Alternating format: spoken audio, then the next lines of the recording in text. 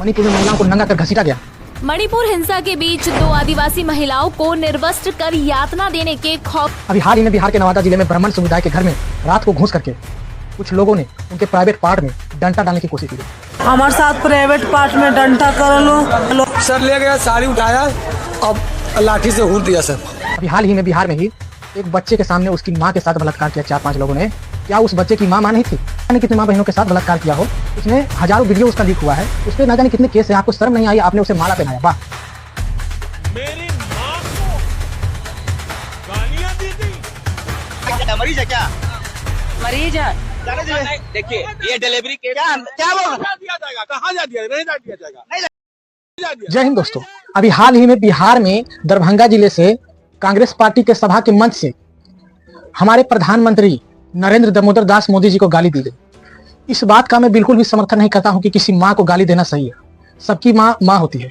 जो व्यक्ति गाली दिया था उसे गिरफ्तार भी किया गया, लेकिन इसका विरोध बिहार में ही क्यों हुआ, पूरा भारत में क्यों नहीं? भाजपा के सदस्यों ने जब राहुल गांधी को देखा तो अक्के बक्के रह गए। बाप रे बाप, भारत जोड़ो यात्रा, वोट अधिकार यात्रा। इधर राहुल गांधी भारत के हर एक नागरिक से जमीनी रूप से मिल रहे हैं, उधर स्टूडेंट से मिल रहे हैं, उधर माताओं से मिल रहे हैं, वो हर भारतीय से मिल रहे हैं, उनकी समस्याओं को सुन रहे हैं। राहुल गांधी को बच्चा बच्चा युवा हर कोई पसंद करने लगा है।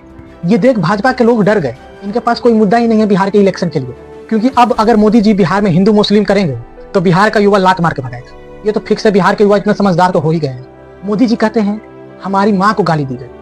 आपकी माँ हमारी माँ है, आपकी माँ हमारे लिए पूजनीय है, सबकी माँ हमारे लिए पूजनीय है। लेकिन आपको माँ की गाली दी गई, ना कि आपकी माँ को गाली दी गई। आपको माँ की गाली दी गई, लोग आपसे नफरत करते हैं, ना कि आपकी माँ को गाली दी गई है। इन दोनों बात में लेकिन सवाल है, इस देश में ना जाने कितनी माताओं और बहनों को रोज गालियां दी जाती है, उनका अपमान किया जाता है। क्या वह हमारी माँ बहनें नहीं है?